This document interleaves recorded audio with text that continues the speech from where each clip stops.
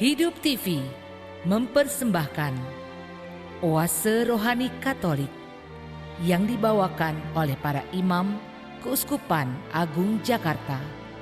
Selamat menyaksikan. Salam jumpa kembali para sahabat setia Oase Rohani Katolik yang terkasih. Saya Romo Carolus Putranto, Tri Hidayat dari Keuskupan Agung Jakarta. Selama kurang lebih 1 jam ini akan menemani para saudari-saudara sekalian untuk mendengarkan dan merenungkan firman Tuhan hari ini. Hari ini kita mengenangkan Santa Marta, orang kudus yang berdoa bagi kita, terutama bagi ibu-ibu yang sibuk untuk merawat, memelihara keluarga yang Tuhan percayakan. Nah, ini dia. Maka tidak semua orang kudus itu biarawan, biarawati, ya, imam, tapi juga banyak orang kudus itu umat awam, kepala rumah tangga, ibu rumah tangga, dan seterusnya. Maka melalui doa Santa Marta, kita ingin belajar menghargai hal-hal kecil dalam hidup kita sebagai wujud cinta kita kepada Allah dan sesama. Maka marilah sebelum kita memasuki lebih jauh Oase Rohani Katolik pada hari ini, kita satukan hati kita hening sejenak di hadapan Allah yang mengumpulkan kita, mengundang kita masuk dalam persekutuan melalui firman-Nya. Kita bersatu dalam doa. Dalam nama Bapa dan Putra dan Roh Kudus. Amin. Allah Bapa kami di surga, syukur atas kesempatan dan waktu ini. Engkau telah memberikan kami kesempatan untuk mendengarkan dan merenungkan firman-Mu. Kami mohon, utuslah Roh Kudus-Mu. Bukalah hati dan budi kami, agar firman-Mu meresap sungguh dalam hati kami dan mengubah kami dari sana, sehingga kami hidup berdasarkan firman-Mu. Bunda Maria, teladan pendengar dan pelaku firman, doakanlah kami. Santa Marta yang setia melayani, doakanlah kami. Dalam nama Bapa dan Putra dan Roh Kudus. Amin. Para saudara yang terkasih, bacaan-bacaan yang diambil pada hari ini, pada peringatan Santa Marta ini, diambil dari bacaan pertama, diambil dari kitab Nabi Yeremia bab 15 ayat 10, dilanjutkan ayat 16 sampai dengan 21. Kitab Nabi Yeremia bab 15 ayat 10, dilanjutkan ayat 16 sampai 21. Mengapa penderitaanku tidak berkesudahan? Jika engkau mau kembali, aku akan mengembalikan dikau. Pada waktu itu Yeremia mengeluh, celaka aku, ya ibuku, bahwa engkau telah melahirkan daku. Sebab aku seorang yang menjadi buah perbantahan dan buah percederaan bagi seluruh negeri. Padahal aku tidak menghutangkan dan tidak pula berhutang kepada siapapun. Namun mereka semua mengutuki aku. Apabila aku menemukan sabdamu, maka aku menikmatinya. Sabdamu itu menjadi kegirangan bagiku dan menjadi kesukaan hatiku. Sabda namamu telah diserukan atasku, ya Tuhan Allah semesta alam. Tidak pernah aku duduk bersenang-senang dalam pertemuan orang-orang yang bersenda gurau. Karena tekanan tanganmu, aku duduk seorang diri. Sebab engkau telah memenuhi aku dengan geram. Mengapakah penderitaanku tidak berkesudahan dan lukaku sangat payah sukar disembuhkan? Sungguh engkau seperti sungai yang curang bagiku, air yang tidak dapat dipercaya. Maka Tuhan menjawab, jika engkau mau kembali, aku akan mengembalikan engkau menjadi pelayan di hadapanku. Dan jika engkau mengucapkan apa yang berharga dan tidak hina, maka engkau akan menjadi penyambung lidah bagiku. Biarpun mereka akan kembali kepadamu, namun engkau tidak perlu kembali kepada mereka. Terhadap bangsa ini, aku akan membuat engkau sebagai tembok berkubu dan dari perunggu. Mereka akan memerangi engkau, tetapi tidak akan mengalahkan engkau, sebab aku menyertai engkau untuk menyelamatkan dan melepaskan dikau. Demikianlah sabda Tuhan. Aku akan melepaskan engkau dari tangan orang-orang jahat dan membebaskan engkau dari genggaman orang lalim. Demikianlah sabda Tuhan. Syukur kepada Allah. Mazmur tanggapan dari Kitab Mazmur bab 34 ayat 2 sampai ayat 3, dilanjutkan ayat 4 sampai 5, dilanjutkan ayat 6 sampai 7, ayat 8 sampai 9, dan ayat 10 sampai 11. Referen, aku hendak memuji Tuhan setiap waktu. Aku hendak memuji Tuhan setiap waktu. Puji-pujian kepadanya selalu ada dalam mulutku. Karena Tuhan jiwaku bermegah, biarlah orang-orang yang rendah hati mendengarnya dan bersuka cita. Aku hendak memuji Tuhan setiap waktu.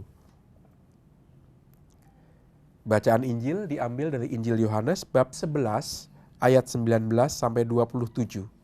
Yohanes bab 11 ayat 19 sampai 27. Tuhan sertamu dan sertamu juga. Inilah Injil Yesus Kristus menurut Yohanes. Dimuliakanlah Tuhan. Menjelang hari raya Paskah, banyak orang Yahudi datang kepada Marta dan Maria untuk menghibur mereka berhubung dengan kematian saudaranya. Ketika Marta mendengar bahwa Yesus datang, ia pergi mendapatkannya. Tetapi Maria tinggal di rumah. Maka kata Marta kepada Yesus, Tuhan, sekiranya engkau ada di sini, saudaraku pasti tidak mati. Tetapi sekarang pun aku tahu bahwa Allah akan memberikan kepadamu segala sesuatu yang engkau minta kepadanya. Kata Yesus kepada Marta, saudaramu akan bangkit. Kata Marta kepadanya, aku tahu bahwa ia akan bangkit pada waktu orang-orang bangkit pada akhir zaman. Jawab Yesus, akulah kebangkitan dan hidup. Barang siapa percaya kepadaku, ia akan hidup walaupun sudah mati. Dan setiap orang yang hidup dan percaya kepadaku, tidak akan mati selama-lamanya. Percayakah engkau akan hal ini?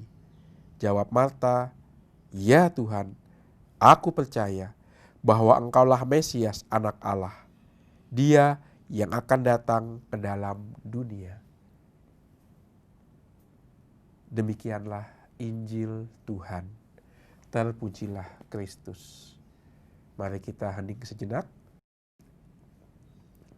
Kita izinkan firman Tuhan masuk ke dalam hati kita, ke dalam batin kita, berakar di sana, dan menjadi penggerak hidup kita hingga berbuah pada amal kasih dalam karya kita.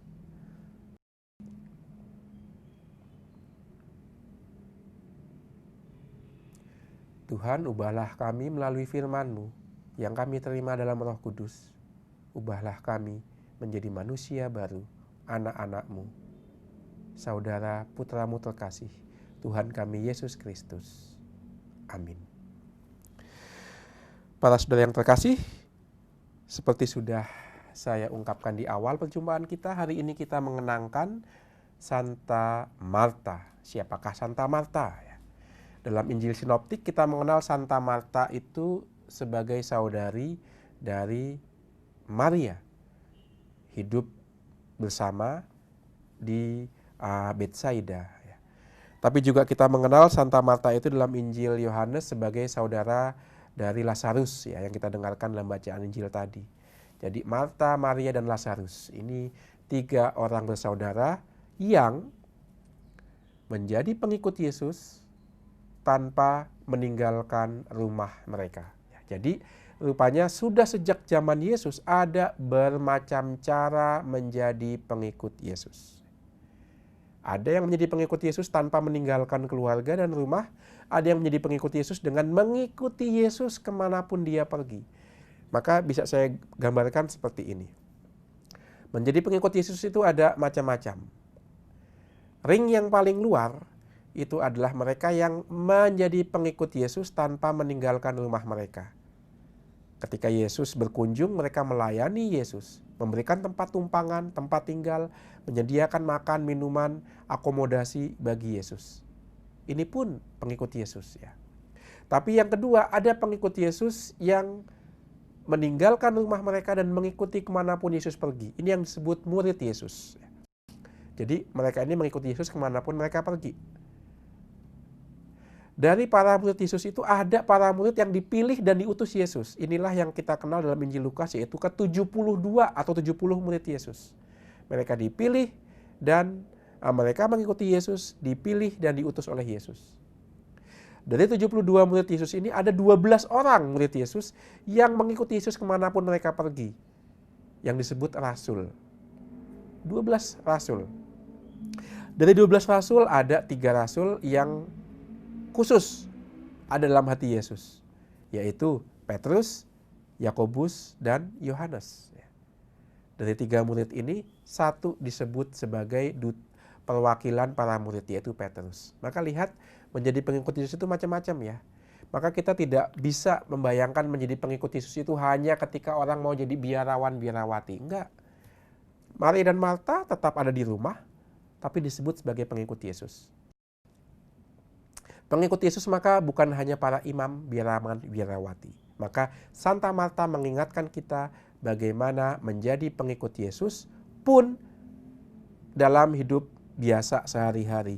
Pun tanpa menjadi imam dan biarawan, biarawati. Pun ketika menjadi ibu rumah tangga, kepala rumah tangga, menjadi anak, anggota keluarga, dan seterusnya. Karyawan, dan seterusnya. Maka Santa Marta yang kita kenangkan hari ini menjadi teladan kita mengikuti Yesus dalam kehidupan biasa hari lepas hari. Nah, ini dia ya. Dalam gereja mengajarkan bahwa setiap orang yang dibaptis, setiap orang beriman itu ikut serta, pengikut, ikut serta dalam 3 dimensi kekuasaan Yesus, yaitu kuasa sebagai nabi, kuasa sebagai imam, dan kuasa sebagai raja. Umat awam pun terlibat dalam 3 kuasa ini. Nah, maka sekali lagi Santa Marta yang kita peringati hari ini mengingatkan kita bahwa orang beriman pun itu punya tugas, terutama tugas menguduskan. Karena kita membayangkan tugas menguduskan itu hanya tugas para imam, para hierarki, biarawan biarawati. Tidak. Tugas menguduskan dunia adalah tugas setiap orang yang dibaptis. Ingat sabda Tuhan, aku akan menjadikan engkau sebagai bangsa para imam. Artinya setiap orang yang dibaptis pun punya fungsi imamat baptisan. Yang punya tugas juga menguduskan dunia melalui doa-doa dan karyanya juga. Maka kita ingat ketika orang tidak bisa ke gereja, orang tidak bisa merayakan Ekaristi secara langsung di gereja, orang harus tinggal di rumah dan ikut Ekaristi secara streaming, secara online. Itu karena memang yang bisa merayakan Ekaristi, memimpin Ekaristi memang para imam. Tetapi ingat, pun ketika kita ada di rumah, tidak di gereja, kita juga bisa menguduskan dunia melalui doa-doa kita. Ketika kita mendoakan orang lain, ketika kita mendoakan anggota keluarga kita, ketika kita mendoakan bangsa dan negara kita, itu kan perwujudan imamat baptisan kita menguduskan dunia. Secara khusus gereja mengajarkan seperti yang dikatakan dalam Sacrosanctum Concilium, khususnya artikel 85, ditegaskan bahwa ketika orang beriman mendoakan ibadat harian, dia mendoakan dunia di hadapan tahta kerahiman Allah. Lihat, Kita membawa dunia di hadapan kerahiman Allah ketika kita mendoakan ibadat harian. Ibadat harian adalah doa seluruh gereja, bukan hanya doa biarawan, biarawati, dan imam. Nah ini, maka Santa Marta mengingatkan kita akan tugas kita sebagai orang yang dibaptis, menguduskan dunia, juga melalui doa dan karya kita. Nah, ini kalau kita hubungkan dengan perayaan orang kudus pada hari ini, Santa Marta. Tugas kita menguduskan dunia sebagai orang yang dibaptis. Maka orang yang dibaptis tidak lepas dari tugas itu. Maka berdoa itu panggilan setiap orang beriman. Ya. Bukan hanya untuk dirinya sendiri, tapi juga untuk dunia, menguduskan dunia. Nah, itu nampak juga nanti dalam bacaan-bacaan yang kita dengarkan. Maka marilah kita kupas berkaitan dengan itu, bacaan-bacaan hari ini. Bacaan pertama seperti sudah kita dengarkan tadi dari kitab Yeremia bab 15 ayat 10, dilanjutkan ayat 16 sampai 21. Siapakah Yeremia? Ya, Yeremia memang bukan orang biasa ya. Dia itu anak dari seorang imam. Maka dia juga punya tugas menjadi imam. Pada masa itu, tidak semua orang Israel bisa menjadi imam. Hanya orang keturunan Lewi yang bisa menjadi imam ya. Karena Lewi itu kehilangan warisan tanahnya. Maka apa warisan suku Lewi? Yaitu itu, tugas pengudusan. Orang Lewi karena tidak mengurus tanah, dia mengurus rahasia-rahasia ibadat bangsa Israel, liturgi bangsa Israel. Maka suku Lewi menguasai liturgi bangsa Israel. Itu sebabnya mengapa ke-11 suku Israel lainnya kalau sampai pada peribadatan, mereka percaya pada pengetahuan keterampilan suku Lewi. Nah, ini dia. Yeremia masuk di sana. Yeremia keturunan Lewi. Maka Yeremia punya tugas juga panggilan sebagai imam. Kalau boleh bertanya di sini ya, siapa saja dalam Perjanjian Baru yang bisa kita kenal sebagai keturunan Lewi? Dalam Perjanjian Baru kita mengenal beberapa orang yang sebenarnya dari suku Lewi, yaitu satu tentu Zakaria dan Elisabeth ya, orang tua dari Yohanes Pembaptis. Mereka ini keturunan Lewi, keturunan Harun ya, dari suku Lewi. Maka Yohanes Pembaptis juga keturunan Lewi. Maka sebenarnya Yohanes Pembaptis itu punya tugas apa? Imam. Meneruskan tugas bapaknya Zakaria. Tapi apa yang dibuat Yohanes? Dia tidak menjadi imam yang tugasnya itu doa di bait Allah, tapi dia menjadi nabi. Maka dikatakan dalam Injil Lukas, sejak kecil Yohanes ditempatkan oleh Zakaria di padang gurun. Menurut para ahli, yang dimaksud padang gurun ini tentu bukan padang tandus ya. Masa tega banget sih orang tua meletakkan anaknya di padang gurun, kematian, kehaus lapar nanti di sana. Tapi menurut para ahli, Zakaria dan Elisabeth meletakkan Yohanes Pembaptis di padang gurun, yaitu dipercayakan kepada satu kelompok yang disebut kaum Eseni, yaitu mereka yang tinggal di padang gurun, mendalami firman Tuhan dan hidup secara terpisah dari orang lain. Bisa dikatakan ini seperti para biarawan ya, dengan cara hidup tertentu.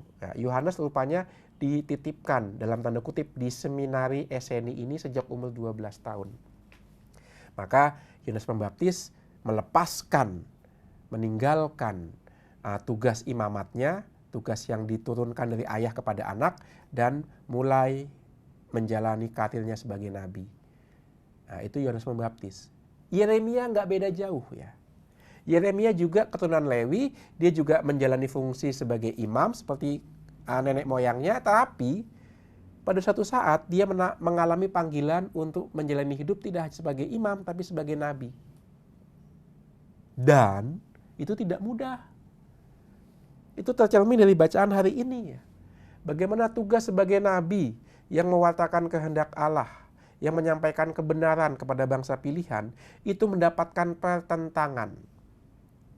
Setiap orang yang mewartakan kebenaran akan mendapatkan pertentangan, seperti terang itu akan memisahkan terang dari gelap. Ketika ada satu kamar gelap dan kita masuk ke dalam kamar itu membawa senter, maka sekonyong-konyong kamar itu akan menjadi dua wilayah, yaitu wilayah yang kena terang cahaya senter kita dan wilayah yang tidak kena, yang disebut gelap. Nabi juga begitu ya. ketika dia menyampaikan kehendak Allah, sekonyong-konyong ada pemisahan, yaitu mereka yang menerima kehendak Allah dan mereka yang memusuhi kehendak Allah. Nah, Yeremia juga punya teman sebenarnya namanya Baruk. Baruk itu pegawai istana yang menerima Yeremia. Tapi lebih banyak lagi yang menolak Yeremia. Lebih banyak lagi yang memusuhi kehendak Allah. Kita akan lihat di sini. Pada waktu itu Yeremia mengeluh. Kepada siapa? Kepada Allah. Celaka aku ya ibuku bahwa engkau telah melahirkan daku. Lihat, hari kelahiran itu kan harusnya hari sukacita. Maka ada yang namanya perayaan ulang tahun. Bukan tahunnya diulang, tapi mengenangkan kelahiran kita. Betapa bersyukurnya bahwa aku dilahirkan ke dalam dunia ini. Tapi untuk Yeremia tidak, aduh kenapa aku dilahirkan ya. Karena sejak aku dilahirkan aku sudah dituntun menjadi imam lalu menjadi nabi. Dan gara-gara aku dilahirkan aku menjadi nabi. Dan karyaku sebagai nabi membawa kesusahan. Itu yang membuat Yeremia mengutuk hari kelahirannya. Saudara-saudari pasti ingat, ada dalam kitab perjanjian lama lain yang mengungkapkan hal yang sama, yaitu mengutuk hari kelahirannya. Karena penderitaan hidup yang dia alami. Siapa itu? Ayub. Ayub juga mengutuk hari kelahirannya. Terkutuklah ketika seorang ibu melahirkan daku. Ya, itu dia. Maka penderitaan yang dialami Nabi Yeremia sebagai nabi mengundang dia untuk mengeluh dan mengutuk hari kelahirannya. Kadang-kadang kita juga demikian kan ya. Ketika kita menghadapi kesulitan dalam macam-macam hal. Putus cinta, ditinggalkan pacar, kena PHK, utang yang bertimbun, penyakit, dilupakan orang, diabaikan, dihina dan seterusnya. Kita mengalami penderitaan sampai kita saking beratnya penderitaan yang kita alami, kita mengeluh dan berkata, lebih baik kalau aku tidak ada di dunia ini. Nah, itu sama dengan mengutuk hari kelahiran. Nah, ini yang dialami Yeremia sampai dia mengutuk kelahirannya. Mengapa? Karena dia menderita. Sebab aku seorang yang menjadi perbantahan dan buah percederaan bagi seluruh negeri. Mengapa Yeremia mengutuk kelahirannya? Karena dia menjadi musuh seluruh negeri. Bayangkan, seluruh negeri, satu bangsa, satu negara menjadi musuh Yeremia. Karena Yeremia mewartakan kehendak Allah dan bukan kehendak raja atau kehendak orang yang hanya menyenangkan hati manusia. Enggak. Yeremia membawa sesuatu yang menyenangkan hati Allah dan bukan manusia. Dan itu menjadi buah perbantahan. Artinya Yeremia dimusuhi satu bangsa. Kita dimusuhi satu orang aja kita susah ya kan. Kita dimusuhi satu orang itu udah hati kita tuh udah gak tenang. Kenapa sih orang itu kok menyampaikan kata-kata yang menyakitkan ya. Itu jadi pikiran kita siang dan malam. Lah Yeremia bukan satu orang, satu bangsa mengeluarkan kata-kata jahat kepada dia. Bisa kita bayangkan kesulitan Yeremia. Kepada siapa dia mengadu? Nah itu yang mengundang Yeremia untuk mengutuk hari kelahirannya. Lebih baik aku tidak dilahirkan, tidak ada di dunia ini. Padahal aku tidak menghutangkan dan tidak pula berhutang kepada siapapun. Ya, padahal Yeremia nggak ada masalah ya dengan siapa-siapa ya. Dia nggak ada masalah, dia hanya menyampaikan kehendak Allah tanpa kepentingan pribadi. Bukan masalah personal, tapi ini masalah panggilan. Dan itu yang membuat Yeremia bingung loh. Aku itu salahku kepada orang tuh apa sehingga aku tuh dimusuhi. Nah itu masalahnya. Nah itu yang menjadi pergulatan Yeremia. Apa hiburan Yeremia? Hiburannya adalah ketika dia merenungkan firman-Nya. Maka Yeremia menemukan hiburan bukan dari kekuatan manusia, tapi dari relasinya dengan Allah. Ketika aku menemukan sabdamu, aku menikmatinya. Sabdamu itu menjadi kegirangan bagiku dan menjadi kesukaan hatiku. Sabda namamu telah diserukan atasku. Nah, itu dia. Lihat, hiburan Yeremia adalah relasi dengan Allah. Relasi itu muncul ketika dia mendengarkan firman Allah. Firman Allah. Sabda, kata, bahasa. Pentingnya bahasa. Maka bahasa itu bisa menjerumuskan orang. Seluruh bangsa mengutuk Yeremia. Mengutuk kan dengan kata-kata. maka bahasa itu bisa menimbulkan penderitaan ketika orang mengutuk, ketika orang mengucapkan hal-hal yang jelek, hal-hal yang buruk, memaki, mencaci dengan bahasa itu bisa membuat orang jatuh loh. Kata-kata yang kita keluarkan bisa membuat orang merasa lebih baik tidak ada di dunia ini. Maka kata-kata kita bisa menghapus kehidupan orang lain secara rohani, secara mental. Maka kata-kata itu bisa membunuh karakter orang. Hati-hati dengan kata-kata kita. Tetapi kata-kata juga bisa menguatkan, kata-kata bisa menghidupkan, kata-kata bisa membangkitkan. Itu yang dialami Yeremia ketika dia mendengarkan kata-kata Allah. Aku menemukan sukacita, aku menemukan kegirangan dalam sabdamu ya Tuhan. Sabdamu sumber sukacitaku. Lihat, bukan hanya menjadi hidup, tapi hidup dalam kepenuhan, itu sukacita. Itu dari bahasa, dari kata-kata. Dan sabda Allah disampaikan melalui kata-kata manusia. Maka pada bagian ini mengundang kita untuk mawas diri, kata-kata apa yang kuucapkan. Hati-hati dengan kata-kata kita. Baik kata-kata yang kuucap maupun kata-kata yang kutekan. Karena kita juga berbahasa dengan jempol kita. Melalui gawai, melalui alat yang kita pakai media sosial ya. Kita mau menjadi penerus kehidupan atau pembawa kematian. Dan sarana yang paling ampuh untuk meneruskan kematian atau kehidupan bukan obat atau senjata, tetapi kata-kata. Hiburan seorang ibu kepada anak ketika anaknya gagal itu luar biasa pengaruhnya. Tetapi penolakan seorang pribadi atas orang lain dengan kata-kata yang mengungkapkan kegagalannya, mencacinya, menindasnya, nah itu bisa menghapus orang itu dari kehidupan. Maka mari kita berlatih menggunakan kata-kata dengan apa? Dengan akrab dari kata-kata kehidupan, itu sabda Tuhan. Kalau kita akrab dengan kata-kata sabda Tuhan, maka kita akan mengeluarkan kata-kata yang baik. Dan itu yang dilakukan Yeremia. Kita akan mendengarkan nanti dalam bagian berikutnya. Bagaimana Yeremia tergantung pada sabda Allah, pada sabda kehidupan, sehingga dia juga diundang untuk mengeluarkan kata-kata yang baik. Ya. Saya rasa sesi pertama sudah cukup. Sampai di sini dulu untuk sesi pertama ini, kita akan lanjutkan dalam sesi berikutnya. Melanjutkan bahasan kita tentang kitab Yeremia dihubungkan dengan Santa Marta, lalu juga ke dalam kitab Injil. Sekian dan kita akan berjumpa pada sesi yang kedua nanti. Hidup TV mempersembahkan Oase Rohani Katolik yang dibawakan oleh para imam Keuskupan Agung Jakarta. Selamat menyaksikan.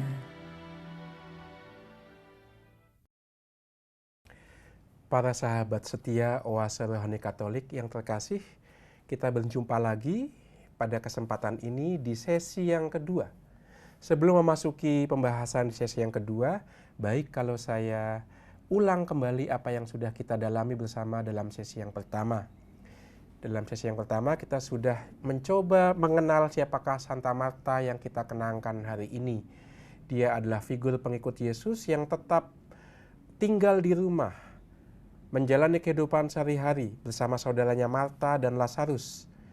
Dan ini menjadi figur bagi kita bahwa mengikuti Yesus tidak melulu hidup para biarawan-biarawati dan hierarki, imam, uskup, diakon dan seterusnya, kaum tertahbis, tetapi mengikuti Yesus adalah panggilan setiap orang yang dibaptis dengan cara yang berbeda.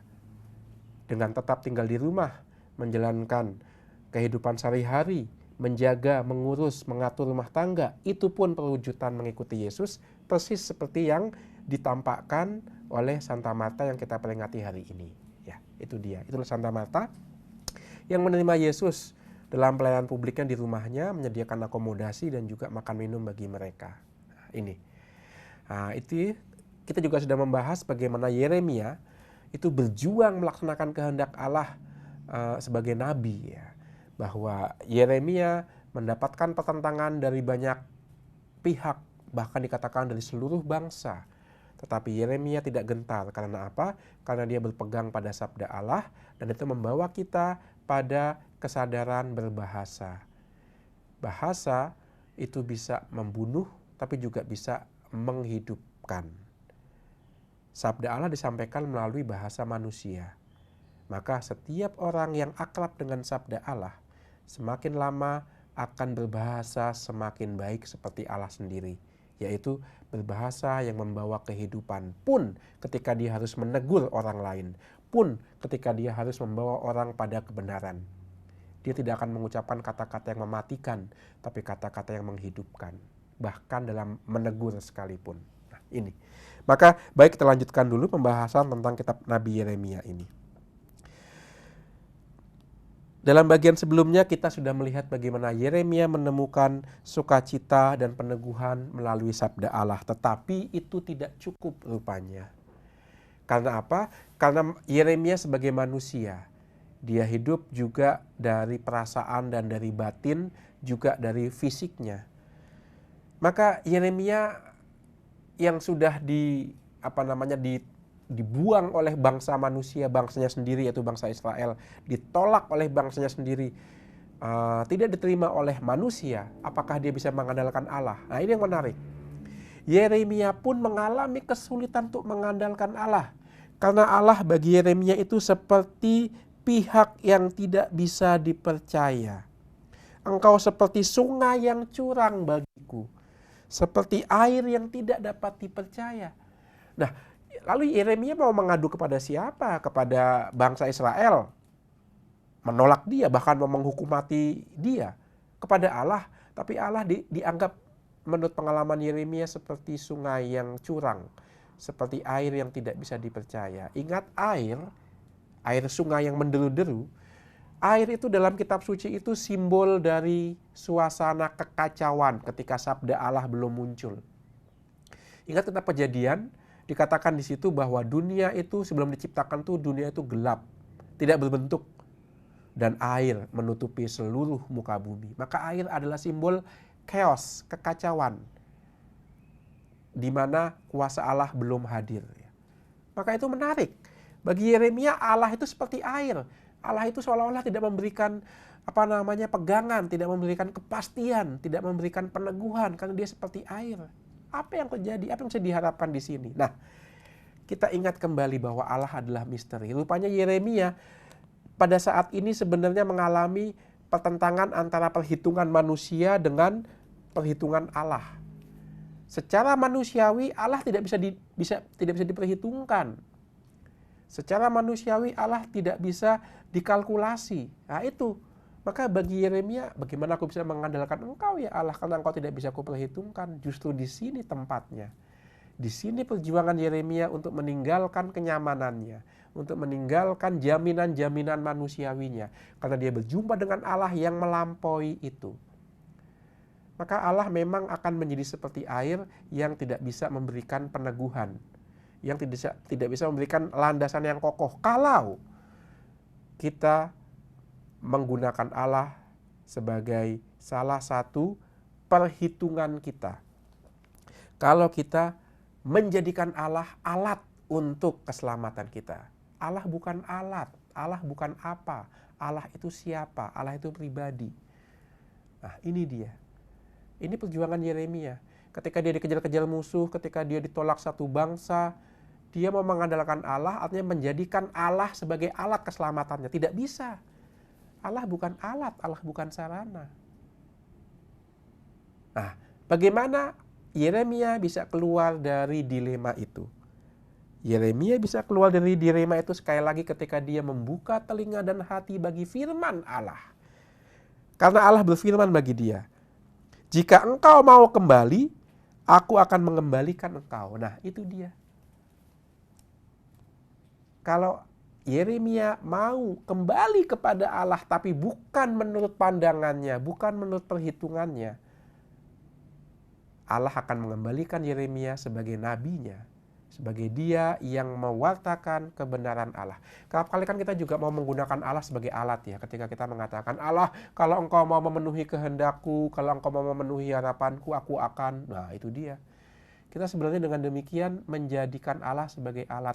Ini juga dialami Yesus ya. Ketika dia digoda, menjadikan Allah sebagai alat. yaitu ketika Yesus dibawa oleh iblis ke bumbungan bait Allah dan diminta untuk melompat. Supaya apa? Membuktikan bahwa Allah akan menolong dia. Nah, itu kan berarti menjadikan Allah sebagai alat. Mencobai Allah itu. Mau menjadikan Allah sebagai alat kehendak kita. Yeremia sampai pada godaan itu kalau dia tidak mendengarkan firman Allah. Maka apa yang dibuat Yesus di padang gurun? Semua cobaan selalu ditutup dengan ada tertulis. Artinya dirujuk pada kitab suci. Artinya membuka hati pada firman Allah. Sehingga godaan itu bisa dikalahkan. Demikian juga Yeremia. Godaan untuk menjadikan Allah sebagai alat kepentingannya bisa ditaklukkan dengan membuka telinga dan hati bagi firman Allah. Dan Allah berfirman kepada Yeremia, aku akan mengembalikan engkau sebagai pelayanku kalau engkau kembali kepadaku. Dan aku akan membuat engkau sebagai tembok berkubu dari perunggu. Nah itu, Yeremia sendiri akan dijadikan alat oleh Tuhan untuk melawan bangsa Israel. Ketika kita menyerahkan diri kepada Allah, Allah sendiri akan mengubah hidup kita menjadi alat keselamatan itu. Semula kita memikirkan Allah sebagai alat keselamatan. Tidak. Allah akan memberikan keselamatan itu sendiri pada hidup kita, dalam diri kita sendiri. Nah, itu yang dialami oleh Yeremia. Nah, itu kan seperti orang yang ketika orang sakit gitu ya. Orang sakit mohon kesembuhan dari Allah, tapi tidak datang-datang kesembuhan itu, ya kan. Tapi ketika dia mulai mendengar firman Allah, khususnya ketika dia mendengarkan jeritan Yesus di kayu salib, Eloi Eloi lama sabachthani, Allahku Allahku mengapa engkau meninggalkan aku? Orang sakit ini kemudian sadar, apa yang ku alami tidak seberat yang dialami Yesus.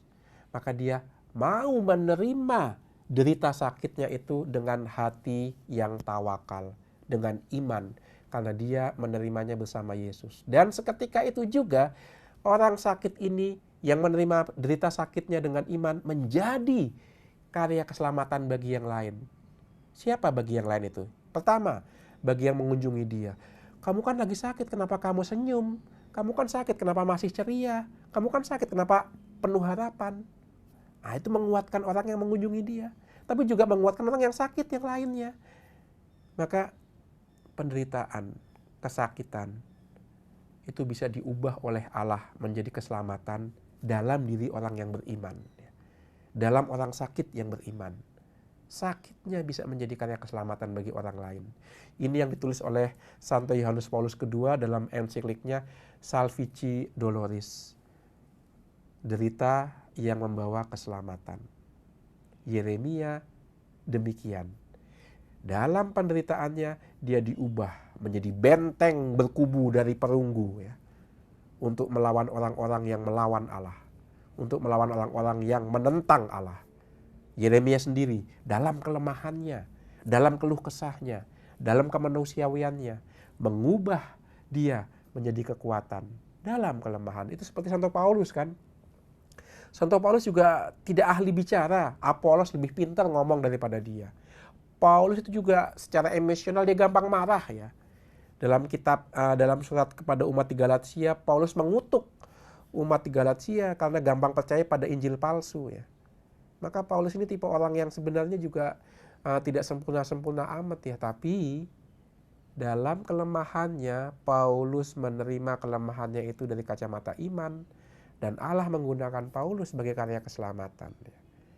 Nah itu Yeremia juga seperti itu. Dia terbuka pada firman Allah. Dia dengan keterbukaannya diubah oleh Allah.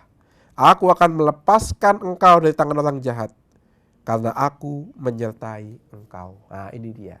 Bagi orang yang beriman, yang penting bukan lepas dari sakit, bukan lepas dari masalah, bukan lepas dari derita. Bagi orang beriman yang paling penting adalah Allah menyertai dia. Itu dia. Dan iman yang demikian itu menular. Jadi yang menular itu bukan cuma penyakit, bukan hanya corona yang menular ya. Tapi iman juga menular. Tapi menular dalam arti yang baik. Maka kalau kita punya keyakinan Allah beserta kita, keyakinan kita itu bisa menular. Maka betapa bahagianya dan amannya dan sukacitanya kita dekat dengan orang seperti itu ya. Dekat dengan orang yang yakin dia disertai Allah. Mengapa kita merasa sukacita? Karena keyakinan itu menular kepada kita. Kita juga ikut merasa aman ya.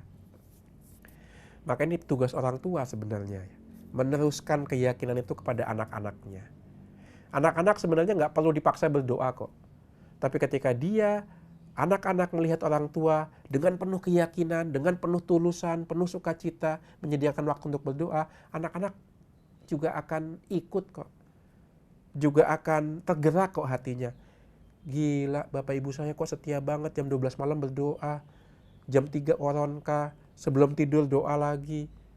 Apa nggak tergerak itu hati anak-anak melihat kesaksian seperti itu, ya kan? Nah, ini dia. Inilah teladan hidup Yeremia yang bisa menjadi sumber kekuatan bagi kita. Demikian juga Santa Marta ya. Dengan teladannya mereka melayani Yesus dengan kesetiaan. Sekarang kita masuk ke dalam bacaan Injil dari Injil Yohanes. Injil Yohanes ini dikatakan tadi peristiwanya adalah kematian Lazarus yang menjadi saudara dari Marta dan Maria. Dan itu terjadi menjelang Paskah. Jadi ada dalam tradisi Yahudi, orang Yahudi itu punya kewajiban ke Yerusalem, ke Bait Allah itu minimal 1 kali setahun, yaitu pada hari raya Paskah. Maka bisa kita bayangkan Yesus bersama para muridnya dan para peziarah yang ribuan jumlahnya berbondong-bondong ke Yerusalem. Maka bisa kita bayangkan Yerusalem itu nggak muat tuh menjelang hari Paskah. Maka orang akan berkemah di luar tembok kota Yerusalem karena di dalam nggak muat. Nah itu, ribuan peziarah akan memenuhi kota Yerusalem untuk berdoa di Bait Allah menjelang, pada saat, dan setelah hari Paskah. Karena hari raya Paskah itu bukan satu hari. Hari raya Paskah itu adalah rentetan hari, satu seri perayaan. Ada perayaan Pondok Daun, ada perayaan Roti Tak Beragi, sesudah Paskah, ada perayaan Pentakosta. Itu rentetan perayaan Paskah. Maka orang bisa berkemah berhari-hari di luar tembok Yerusalem selama serial hari raya Paskah. Yesus bersama ribuan peziarah itu berbondong-bondong ke Yerusalem pada saat itu. Dan pada saat itu Lazarus mati. Dan pada saat itu, karena Yesus kenal Marta dan Maria dan Lazarus, daripada berkemah, mereka menginap di rumah Marta dan Maria. Dan pada saat itulah mereka menghibur Yesus dan para muridnya, menghibur Marta dan Maria yang sedang berkabung karena Lazarus yang wafat meninggal menjelang hari Paskah Yahudi. Dan pembicaraan yang terjadi adalah persis di situ. Kita dengarkan apa yang dikatakan Marta dan Yesus. Dikatakan di situ bahwa menjelang hari raya Paskah banyak orang Yahudi ya, ribuan ke Yerusalem. Tapi bukan hanya ke Yerusalem, tapi juga banyak orang Yahudi datang kepada Marta dan Maria menghibur mereka berhubungan dengan kematian saudaranya. Jadi banyak orang Yahudi datang ke Marta dan Maria. Dalam tradisi Yahudi kalau ada orang meninggal itu ada orang yang dibayar untuk menangis ya, untuk menciptakan suasana duka. Nah, ini bukan orang yang dibayar untuk menangis. Ini orang yang tulus datang untuk menghibur Marta dan Maria. Yesus salah satu dari mereka. Yesus datang, tetapi yang menjumpai Yesus bukan Maria tapi Marta. Nah, ini dia. Maka sekarang kelihatan bagaimana Marta dan Maria itu tinggal di rumah. Ya. Mereka itu mengikuti Yesus dengan tetap tinggal di rumah. Tetap menjaga harta benda mereka. Maka tidak semua orang yang mengikuti Yesus mendapat panggilan untuk menjual harta bendanya dan mengikuti Yesus. Tidak semuanya.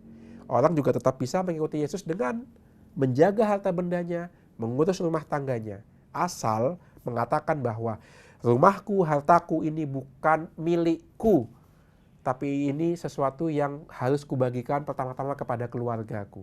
Dan juga kepada, akhirnya nanti kepada orang di sekitarku, khususnya mereka yang berkebutuhan. Marta Maria menjalani itu. Maka ketika Marta mendengar bahwa Yesus datang, ia pergi mendapatkannya. Jadi yang menemui Yesus adalah Marta. Maka ini bisa melengkapi kisah dalam Injil Sinoptik di mana Yesus menegur Marta. Marta, Marta, mengapa engkau khawatir akan banyak hal? Kerap kali kita berpandangan negatif tentang Marta karena teguran Yesus ini. Nah, Injil Yohanes melengkapi itu ya. Marta itu juga menyambut Yesus. Dalam kesibukannya, Marta ingat siapa Yesus. Maka dia pergi menyambut Yesus. Sementara Maria tinggal di rumah. Dan kata Marta kepada Yesus, Tuhan, sekiranya engkau di sini, saudaraku pasti tidak mati. Nah, ini dia. Ada keyakinan dalam diri Marta, Yesus bukan manusia biasa ya. Yesus bisa memberikan kehidupan. Dan siapa yang punya kuasa kehidupan? Allah. Maka dengan kata lain, Yesus ini pertama-tama di mata Marta seorang nabi. Masih ingat dalam kitab Perjanjian Lama ada nabi lain yang bisa membangkitkan orang mati. Siapa itu? Elia. Elia pun bisa membangkitkan orang mati.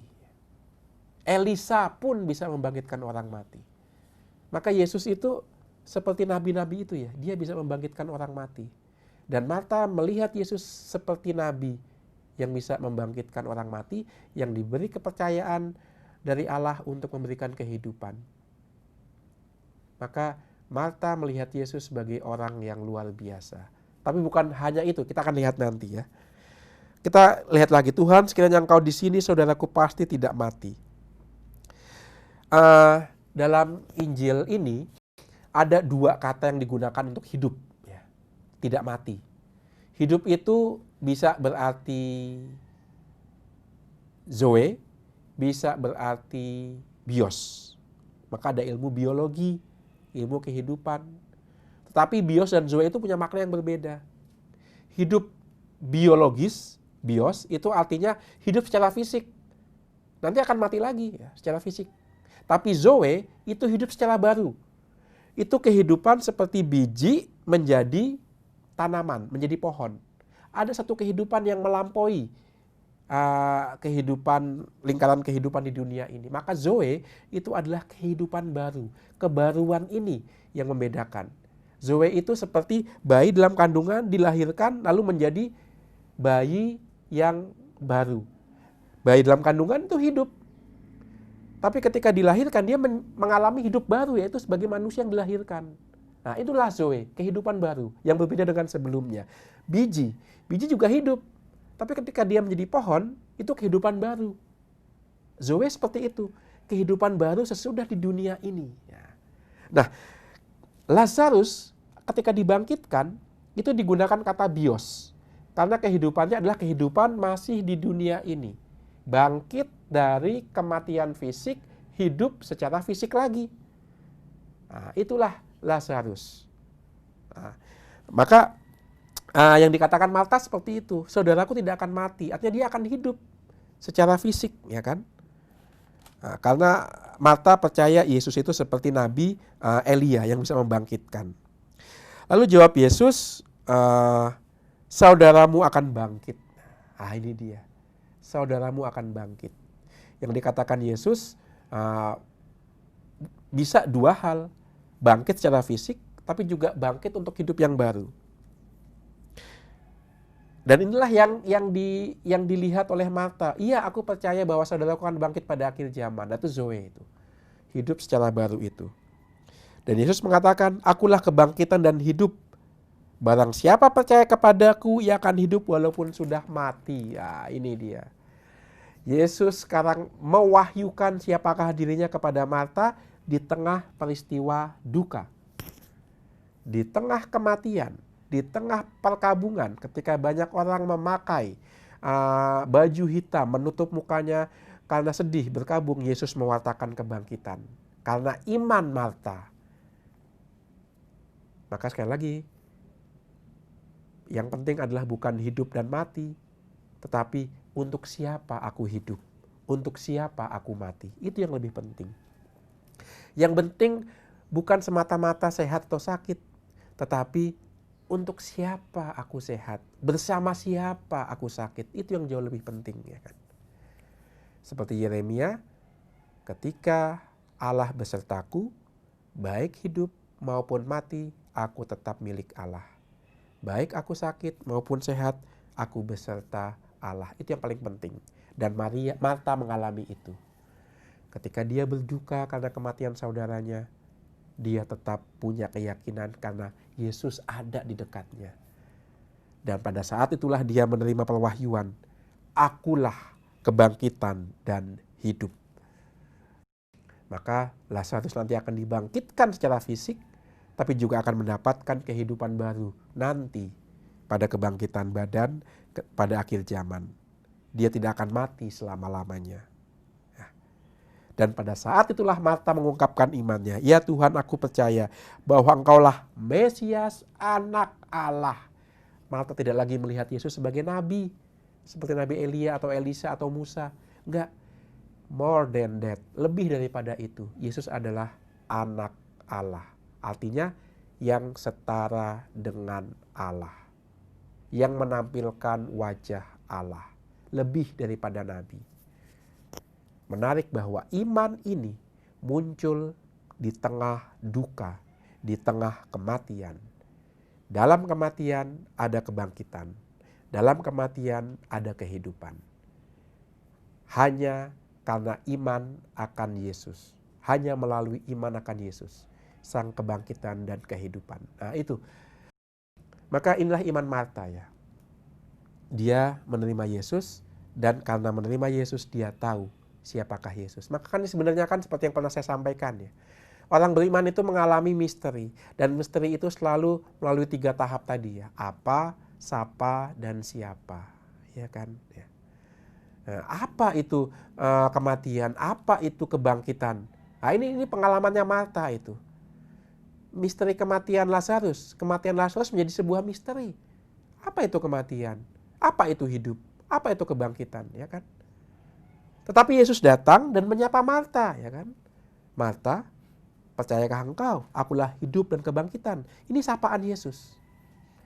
Dan ketika Marta percaya, dia tahu siapakah Yesus dan siapakah dirinya. Seperti Yeremia, dia tahu siapakah Allah. Allah itu bukan sungai yang memberikan air kecurangan yang tidak bisa diandalkan, tidak. Allah itu adalah dia yang selalu beserta aku dan aku adalah pelayannya. Demikian juga Marta. Berjumpa dengan Yesus yang menyapa dia sehingga dia bisa menjawab siapakah Allah itu. Allah adalah yang menyertai aku pun di saat duka. Allah adalah dia yang bisa memberikan kehidupan pun setelah kematian fisik selesai. Nah, itu pengalaman iman seperti itu. Berangkat dari apa, kemudian disapa oleh dia, sehingga aku mengenal siapakah Allah dan siapakah aku. Itulah pengalaman Marta yang percaya kepada Yesus sebagai kebangkitan dan hidup di tengah duka, di tengah kematian saudaranya. Maka untuk orang beriman, kematian tidak pernah menjadi akhir. Dalam liturgi Gereja Katolik selalu ada ungkapan bahwa kematian tidak menghancurkan kehidupan, tapi kematian mengubah kehidupan. Nah itu, dari kehidupan lama ke kehidupan yang baru. Maka kematian itu seperti pintu sebenarnya, ya kan? Kematian itu seperti bayi dari rahim ibu keluar melalui pintu dan dilahirkan ke kehidupan baru. Jadi kematian itu seperti kita dilahirkan dari rahim ibu bumi menuju ke kehidupan baru yang abadi, yang asli, yang sejati, yaitu kehidupan sesudah di dunia ini. Nah, itu muncul karena iman, karena Allah beserta kita, Allah dalam diri Yesus Tuhan kita. Itu yang dialami oleh Marta. Maka kita yang sedang menjalani perjalanan hidup di dunia ini baik mengikuti apa yang dialami Marta.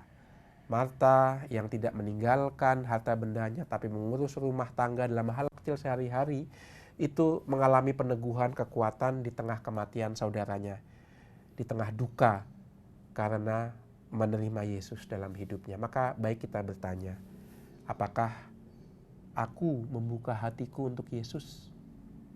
Sehingga di saat duka dan sulit aku yakin dialah hidup dan kebangkitanku ya. Saya ingat pengalaman seorang ibu ya, dan seorang istri, ibu rumah tangga, istri yang kecewa kepada Allah karena kematian suami yang dicintainya. Belum lama pernikahan mereka, belum dikaruniai anak, baru beberapa tahun berumah tangga, ditinggalkan oleh sang suami karena sang suami pergi menghadap Allah. Dia marah. Dia menutup pintu kepada Yesus. Dia tidak pergi ke gereja lagi. Sampai suatu saat dia melihat salib yang dipasang di ruang tamu. Dan dia sadar, penderitaanku belum seberapa dibandingkan penderitaan Yesus di salib. Hatinya mulai terbuka kepada Yesus lagi. Yesus yang menderita. Dan dia kembali ke gereja. Dan dia mendapatkan penghiburan. Walaupun suaminya nggak balik lagi. Walaupun suaminya nggak bangkit, hidup lagi di tengah dia, mendampingi dia bersama kembali. Tapi dia mendapatkan peneguhan pun dalam kehilangannya. Karena apa? Karena melihat salib Tuhan. Karena yakin, bahkan ketika aku menderita, Tuhan besertaku juga. Nah, ini dia. Maka Bapak, Ibu, dan saudara-saudara yang terkasih, baik kalau kita menjadikan penderitaan kita itu sebagai satu perbendaharaan. Orang bisa diteguhkan dalam penderitaan bukan pertama-tama oleh orang yang sukses. Bukan pertama-tama oleh orang yang bahagia. Karena apa? Karena nggak nyambung itu. Ya, kamu bisa menghibur aku karena kamu bahagia. Kamu bisa menghibur aku karena kamu sukses. Karena kamu tidak sakit. Tapi ketika ada orang sakit menghibur orang sakit yang dihibur akan lebih tersapa. Karena yang menghibur aku juga tahu penderitaanku sebagai orang sakit. Nah, itu dia. Maka marilah kita jadikan penderitaan kita sebagai sebuah perbendaharaan. Sebuah senjata bagi kita untuk menghibur orang yang lain yang sedang menderita. Aku juga pernah kok menderita seperti kamu. Mungkin penderitaan kita berbeda, tapi aku tahu apa itu menderita. Nah, itu dia. Orang akan diteguhkan, lebih diteguhkan melalui penderitaan, kesulitan, kesakitan orang lain. Dan kita bisa meneguhkan asal kita beriman. Tanpa iman, penderitaan kita itu penderitaan belaka, sia-sia. Tapi dengan iman, penderitaan kita bisa dijadikan Allah untuk menghibur orang lain. Salvi vici doloris, penderitaan yang meneguhkan. Maka seperti salib Tuhan membawa keselamatan dan penghiburan bagi istri yang ditinggalkan suami tadi, demikian juga kesulitan kita bisa diubah oleh Allah menjadi keselamatan dan peneguhan bagi orang lain. Seperti Marta, kesulitan Marta dalam berumah tangga, dalam mengurus rumah tangga, kesulitan Marta ketika ditinggalkan oleh saudaranya yang terkasih Lazarus, bisa diubah oleh Allah menjadi tempat perwahyuan. Akulah kebangkitan dan kehidupan. Baik, waktu juga yang membatasi perjumpaan kita, maka kita akhiri perjumpaan dan pemenungan kita akan sabda Allah pada hari ini. Kita mohon rahmat Tuhan melalui doa Santa Marta, agar kita pun bisa dijadikan Allah sebagai alat peneguhan dan keselamatan pun dalam penderitaan kita. Mari kita hening sejenak. Mari kita bersatu dalam doa, dalam nama Bapa dan Putera dan Roh Kudus. Amin. Syukur ya Allah Bapa kami, Engkau memelihara hidup kami melalui banyak hal, tapi terutama melalui santapan rohani, yaitu santapan sabda dan ekaristi. Tuhan, jadikanlah kami orang-orang yang berani mengandalkan Dikau, merindukan Dikau sebagai satu-satunya air yang memuaskan dahaga kami. Sehingga di saat sulit dan menderita sekalipun, Engkau tetap hadir dan kami menjadi penyaluran kasih-Mu, menghibur menolong sesama kami yang juga menderita. Santa Marta, doakanlah kami, saudari dan saudaramu. Tuhan sertamu dan sertamu juga, berkatalah turun melimpah atas kita semua, atas keluarga kita, dan atas karya yang Tuhan percayakan kepada kita, dalam nama Bapa dan Putera dan Roh Kudus. Tuhan Yesus memberkati saudari-saudara sekalian, Bunda Maria melindungi. Demikianlah oase rohani Katolik yang dibawakan oleh para imam Keuskupan Agung Jakarta. Tuhan memberkati.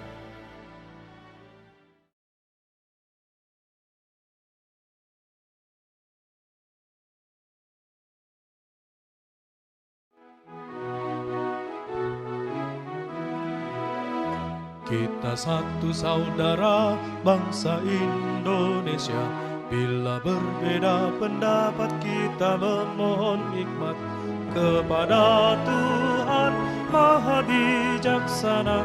Mari mengamalkan Pancasila. Kita berhikmat, bangsa bermartabat, bersatu, bermusyawarah dan mufakat, kita berhikmat, bangsa bermaju.